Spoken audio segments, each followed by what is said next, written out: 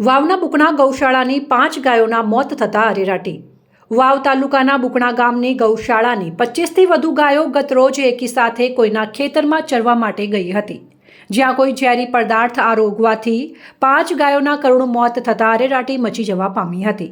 જોકે સ્થાનિક ગૌભક્તોને આ બાબતની જાણ થતાં તાત્કાલિક ઘટના સ્થળે પહોંચી વેટરનરી ડોક્ટરોની ટીમ બોલાવી તાબડતોડ સારવાર કરતા 20 ગાયોને બચાવી લેવાઈ હતી। આ બાબતે ખેડૂત અગ્રણી અને ગૌભક્ત એવા રામસિંહજી રાજપૂત ખીમાણા પાદરવાળાએ મીડિયા સમક્ષ જણાવ્યું હતું કે ઉનાળાની કાળઝાળ ગરમીમાં એકી સાથે ગાયોનું ભૂખ્યું ઝુંડ કોઈ એક રડિયાળ ખેતરમાં ઘૂસી જઈ એરંડાના પાકને આરોગતા ફૂડ પોઈઝન થવાથી રોડ પર ચાલતા ચાલતા 5 ગાયોના ટપોટપ મોત નીપજ્યા હતા। જ્યારે આ બાબતની ગૌભક્તોને જાણ થતાં વેટરનરી ડોક્ટરોની ટીમ બોલાવી તાત્કાલિક સારવાર આપી 20થી વધુ ગાયોને બચાવી લેવાઈ હતી। આ બાબતે ગૌભક્ત રામસિંહજી રાજપૂતે ખેડૂત મિત્રોને અપીલ કરતા જણાવ્યું હતું કે ખેતરમાં એરંડા લીધા બાદ તેના ઊભા પાકનો રોટર મશીનથી નિકાલ કરી દેવો જોઈએ, જેથી કરીને આવી કોઈ અઘટિત ઘટના ન બને।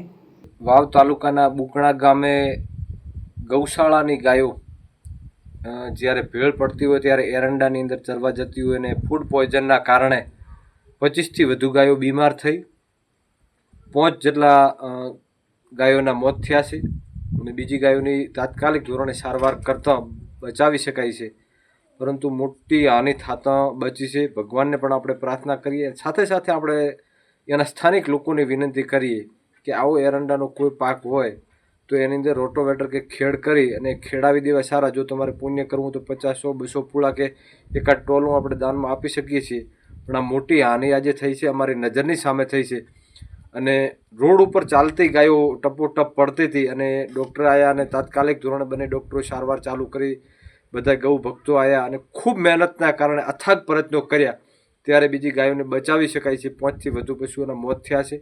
હું દુઃખની લાગણી અનુભવું છું। ભગવાનને પણ પ્રાર્થના કરીએ, વિનંતી કરીએ કે જે બીમાર છે તે જલ્દી સવજ થાય અને બીજી જગ્યાએ આવું ન બને એના માટે લોકોને આપણે સાથે સાથે જાગૃત કરીએ છીએ અને વિનંતી કરીએ છીએ કે આવો એરંડાનો પાક હોય એની અંદર રોટોવેટર જેવું રાખી અને જલ્દી અને પૂરા કરી દેવામાં આવે અને લોકોને પણ આપણે કહીએ છીએ કે આવી ભેળ સારવા માટે ન જવું જોઈએ।